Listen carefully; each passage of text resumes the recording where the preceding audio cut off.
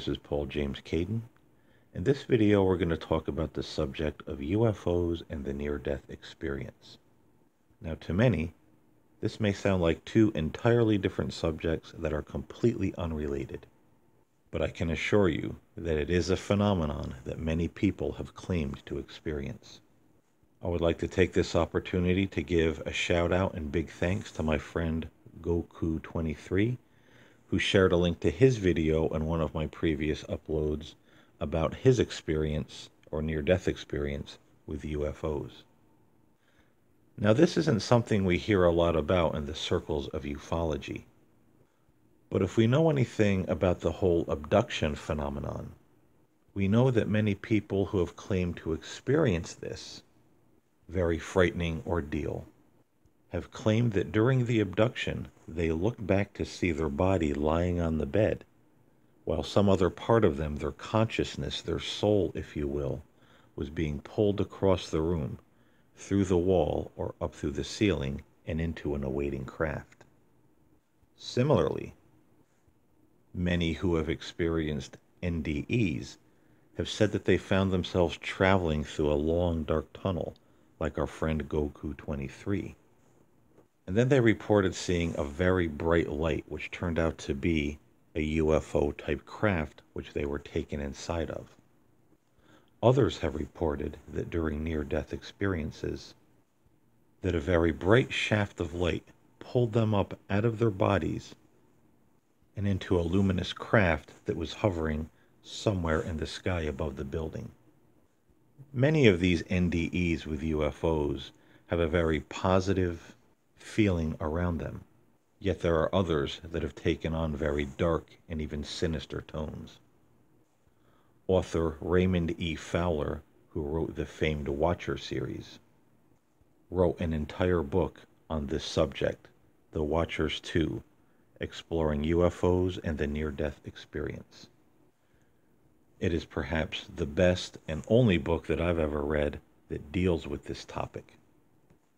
It used to be extremely hard to find, but it is now available at Amazon.com and other places online if you're interested in reading it and delving deeper into this subject matter.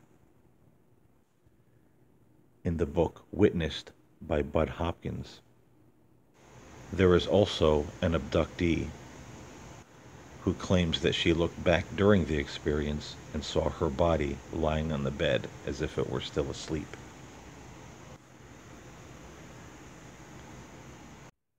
There are many who believe in the ancient alien theory, which says that beings from far distant galaxies came to Earth long ago and seeded the planet with life.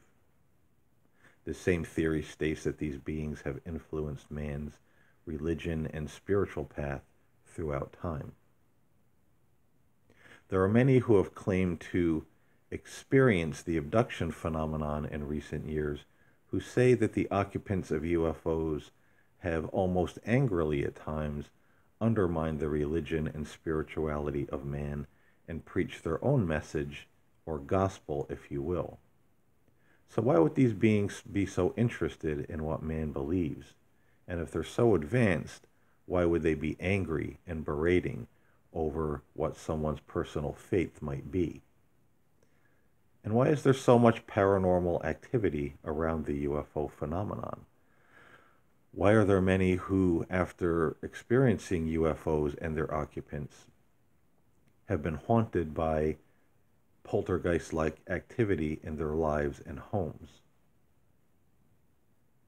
We have to remember that it was Jacques Vallée, J. Allen Hynek, and others who said that these beings behave more like the demons and fairies of old rather than technologically advanced beings from some other planet. And if there truly are advanced space brothers, why are they taking people aboard their craft and subjecting them to painful, barbaric, and even sexual experiments that are degrading and horrifying? This doesn't sound like benevolent beings from a distant planet to me. It sounds rather sinister. So what if it's like we talked about in the message to Secure Team 10? What if these beings are not interplanetary, but rather interdimensional? What if they are responsible for putting life here on Earth, but there's something older than we are, something that we don't understand? And so we try to wrap our minds around it and suppose that they are from another planet rather than someplace that we've never seen, never will see, at least not in this particular lifetime. What if the religions of old were trying to tell us something about these beings and about this world? But what if that truth got mixed up when man got a hold of religion and started to build his institutions around his own doctrines and dogmas? What if there is a truth out there that is bigger than what we currently understand? I know there are many who left comments on the last video who believe that these aliens are actually not aliens at all, but demonic in nature. I'm not saying that this is true, but it is a very popular theory that many do believe in, and it does consider some thought. After all, there's quite a bit of darkness around the UFO phenomenon. It's not all enlightenment, beauty, and Zen-like experiences, that's for sure. How is it that the occupants of these UFOs walk through walls, walk on air, read our minds, and do many other strange things that have been said in the past that only spirits can do, angels, demons, fairies, or whatever they were labeled in days gone by? Again, these are things that we don't hear a lot about in the circles of ufology, but these phenomena do exist, and I think a lot of ufologists don't talk about them because the UFO phenomenon is strange enough without adding to a plethora of paranormal, pseudo-spiritual happenings that are even farther beyond our understanding to grasp. We're all entitled to our theories, and I'm not here to push any certain belief on anyone. But I think that this angel, alien, demon, interdimensional theory does or should be considered more than it has been by many of us who are interested in the topic of UFOs. After all, we don't hold all the answers, and I don't think it's healthy to pigeonhole ourselves into just one particular school of thought, because after all, how many times has man thought he had things all figured out, and in the end, he turned out to be dead wrong? And then, of course, there are those who don't believe these things are real at all, and we've seen some of these individuals in the comments of the last video, and I'm sure Tyler's video gets a lot of debunkers and people who say, oh, it's a fantasy, oh, it doesn't exist. To me, these are individuals who have not done very good research, or it's just something that their brain cannot possibly fathom or is afraid to fathom, so they just block it out. Because these things are happened. They've happened since the birth of man on Earth. It's happened all over the world to various different people, men, women, children.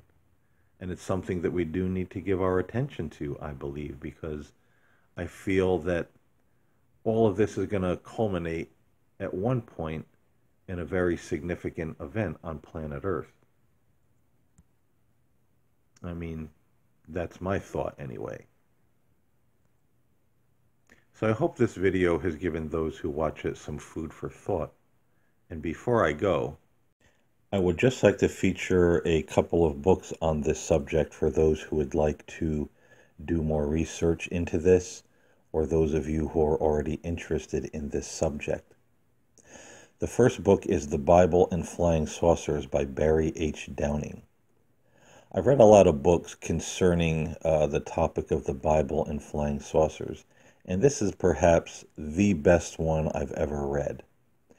He really takes a lot of events in the Bible, Old and New Testament, and expands on the ancient Hebrew, Greek, and Aramaic language to really show that in our modern translations of the Bible, we don't get the full picture of what those words really mean or what they're saying, and how they could in fact be referencing things that we know as UFOs.